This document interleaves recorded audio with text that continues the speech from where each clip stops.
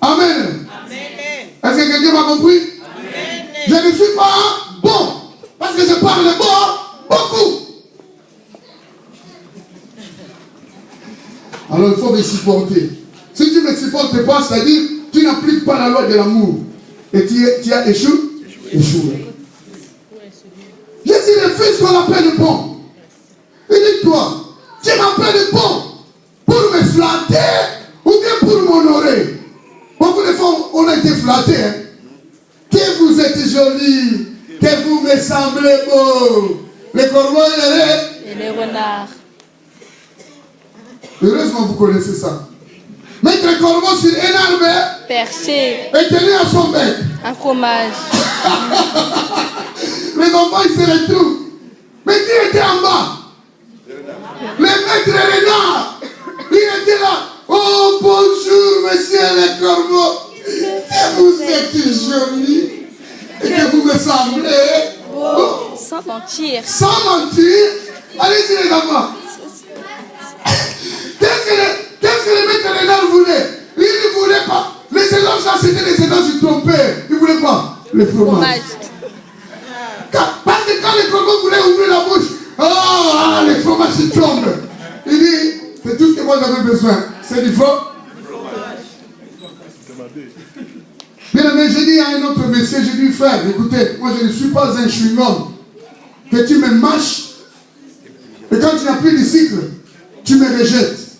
Et je sais, c'est votre système. Mâcher, mâcher, mâcher. Après, rejeter, rejeter et rejeter. Mâcher, mâcher, mâcher. Rejeter, rejeter et rejeter. On n'est pas des chewing-gums. Nous avons besoin de garder des relations. Dans l'amour, il y a eu toujours des frictions. Mais dans les relations, il y a toujours des frictions. Mais l'amour doit primer. Et cet amour que je parle, ce n'est pas un amour virtuel. Mais c'est l'amour sans hypocrisie. Amen. Amen. Un amour qui est prêt à pardonner, un amour qui croit tout. On y arrivera. Parce que les fameux hommes riches ici, il avait des sérieux problèmes. Il dit, bon maître, quel éloge. Toi et moi aussi, on a déjà encaissé des éloges. Et on a trouvé qu'il faut que les gens nous trouvent qu'on est les bons. C'est moi le bon pasteur. C'est moi le bon évangéliste. C'est moi le bon, je ne sais pas, ajoutez le mot que vous voulez.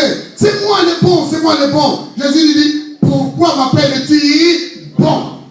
Ah, c'est Jésus. Il refuse. Il dit, tu m'élèves comme ça. Sache que la chair de l'homme a des faiblesses. Aujourd'hui, tu m'appelles bon. Et demain, quand ma chair va s'affaiblir, alléluia, amen. Tu ne vas pas me rejeter. Il dit, arrêtez, ne m'appelle pas bon. Si la terre, il n'y a pas de bon. Mais Jésus voudrait enseigner un message qui est collé ici. Alléluia. Amen. Le verset ici, il est collé. Est-ce qu'en réalité, Jésus n'est pas bon? Il est bon. La Bible dit d'ailleurs, Dieu est bon pour Israël. Il est bon aussi pour celui qui espère en lui. C'est un psaume de David qui dit ça. Mais pourquoi il refuse? Il voulait montrer que l'homme a des penchants. Et il a aussi des pulsions. Parle avec moi, penchants. Pulsions. L'homme a des pulsions mauvaises. Et il a aussi des penchants. J'ai lu un verset à Ecclésiaste. Salomon dit que Dieu a créé l'homme droit. Mais seulement, les hommes ont cherché les détours. Cherchez-moi ça. Ça me vient à l'esprit. Les hommes se sont détournés de Dieu. L'homme a été créé juste, droit. Mais seulement, il a cherché à se dévier lui-même. Il a fait des déviations. Alléluia. Amen. Il ne m'appelle pas bon. Il n'y a des bons que Dieu seul. Alléluia. Amen. Il n'y a que Dieu qui est bon. Amen. Si tu vas chercher que le mal puisse s'éliminer sur la terre, ça ne s'éliminera pas. Parce que si tu ne veux pas voir le mal viendra te chercher à la maison. Si tu ne vois pas en cours de route, tu le verras à la télé. Si tu ne vois pas à la télé, tu le verras au journal. Si tu ne trouves pas ça au journal, tu le verras dans votre vestiaire. En fait, tu n'as jamais vu dans ton vestiaire là-bas ou là où vous travaillez, ils ont mis des calendriers avec des femmes nues. elle est sacrée. La femme, elle est sacrée. Et je vais vous dire un secret. Vous voulez que je vous dise? La femme devrait être plus. La dimension de la femme devait dépasser l'homme. La femme devait être plus élevée que l'homme. Pourquoi? Parce que la femme, elle n'est pas simplement femme. Elle est une dimension qui est sortie de l'homme. Et je veux dire ceci, que la femme, elle est l'intériorité de l'homme. Entre l'âme et le corps, qui est le plus fort? C'est l'âme qui est le plus fort. Parce qu'un corps sans âme, c'est mort. Et l'âme sans corps peut vivre. Mais un corps sans âme ne peut pas vivre. Est-ce que vous comprenez? Maintenant, l'âme, c'est l'intériorité, Myriam, tu comprends? C'est l'intériorité. Ce que je dis ici, est-ce que vous me voyez? Vous voyez mes intestins? Non. Est-ce que vous voyez mon cœur? Non. Mais si ça arrête, si le cœur s'arrêtait, on va continuer la vie? Non.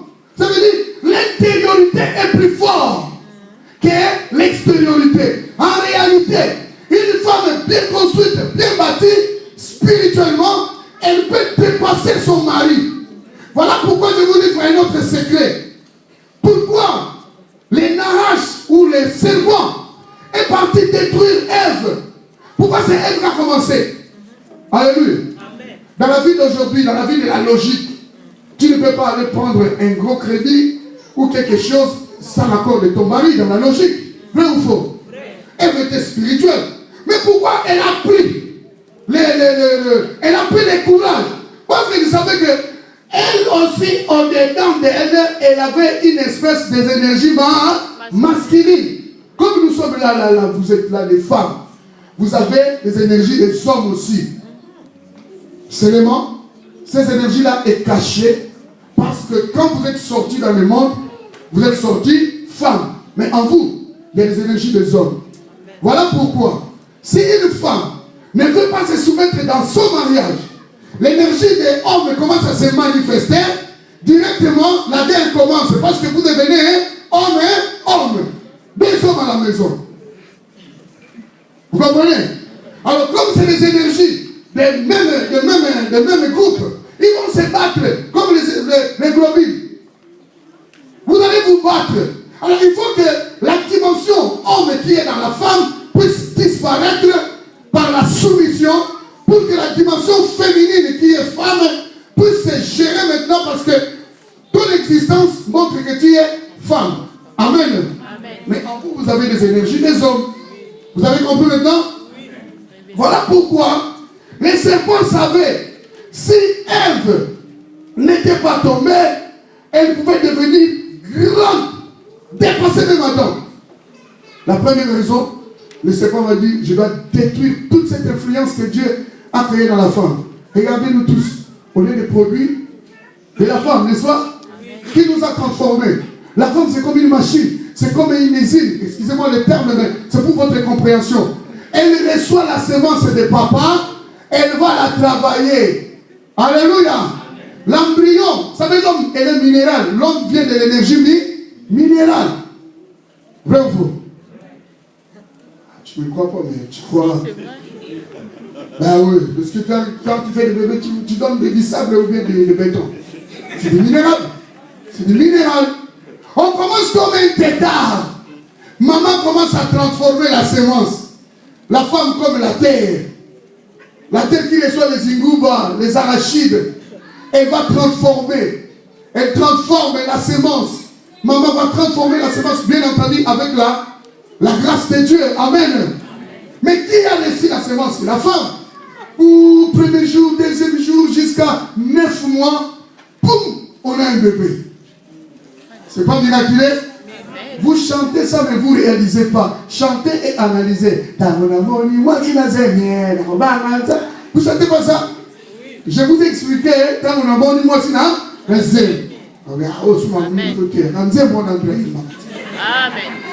Alléluia. Vous chantez mais vous ne réalisez pas. Mais c'est ça que je vous ai expliqué. La femme, elle est grande. Parce que nous, on on peut pas donner la fécondité au triple. Vous comprenez? Vous savez, les femmes, il faut les respecter. Il faut les respecter. Si ton mari ne te respecte pas, il faut me l'envoyer. Il dit la maille, prends rendez-vous, viens, je vais vous enseigner. Amen. Amen, amen, amen. Amen. Que Dieu vous bénisse.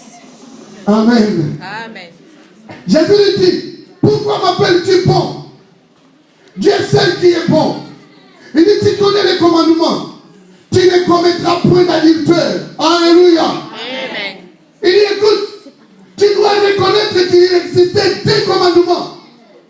Il existait les 10 commandements que Dieu a donnés à Moïse dans la montagne de Sinaï, un certain jour de Pentecôte.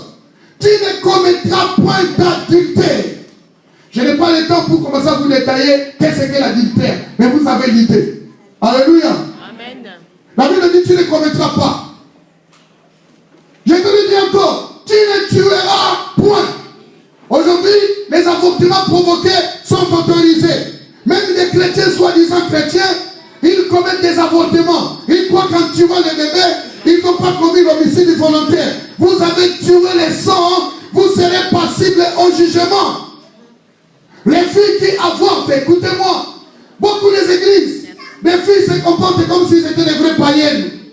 Leurs mères les aident à aller avorter parce que la loi les autorise. La loi vous autorise, mais ma Bible ne vous autorise pas. Amen.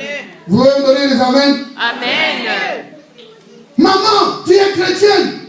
Tu dis, j'ai donné un bébé, elle a que 3 mois. J'ai encore une autre grossesse. On va tuer celui qui est dedans là-bas. Tuez-les. Mais sache-le que tu as versé un sang. Tu as tué. La Bible dit, tu ne tueras point. Tu ne déroberas point. Dérober, c'est voler. Ici, je ne veux pas aller au détail, voler les dîmes ou voler les offrandes, parce que déjà la théologie de la dîme, beaucoup de gens sont en train de les fracasser à cause de leur égoïsme. Mais si vous ne pouvez pas donner la dîme, donnez plus que la dîme. Donner plus que la dîme, ça veut dire quoi? Moitié des salaires, un quart des salaires, au lieu de 1/10, donnez moitié. Si tu veux dépasser l'Ancien Testament, si tu veux dépasser la dîme, il faut donner plus. J'ai suivi un pasteur qui s'appelle Chora Kwetou. Il est en train de dire qu'il ne faut pas payer la dîme. Au lieu d'expliquer la dîme selon la pensée de la Bible, il explique la dîme selon la pensée des prêtres catholiques et romains. Mais c'est faux. Ça a amené les gens dans l'obscurité. Et les gens sont derrière lui. Il a détruit une église d'un certain pasteur, Gilbert. Il a pris presque la moitié des frères qui allaient prier dans cette église. Mais vous n'avez pas le droit d'écouter tous les prédicateurs. Alléluia. Amen. Ne donnez pas vos oreilles à n'importe quoi. Il distribue même des cassettes, des CD, gratuitement. Je dis là, maintenant, ramener un à la maison. Je ne parle pas des choses criticologues, non. Je parle d'un CD que j'ai regardé. Je dis, je vais regarder un peu ce pasteur. Qu'est-ce qu'il raconte? Et les gens l'ont suivi. J'ai vu un autre frère en train de prêcher sur Facebook. Il s'appelle Royaume Québec. Il a une doctrine des églises des saints. Il est en train de prêcher aux gens, la dîme, ce n'est pas biblique. Tu ne veux pas donner de soi, tant pis, reste, ne donne pas. Mais sache-le, dans la loi de la prospérité, tu ne prospéreras jamais. Tu vas rester malheureux, sniqueur, jamais tu vas prospérer.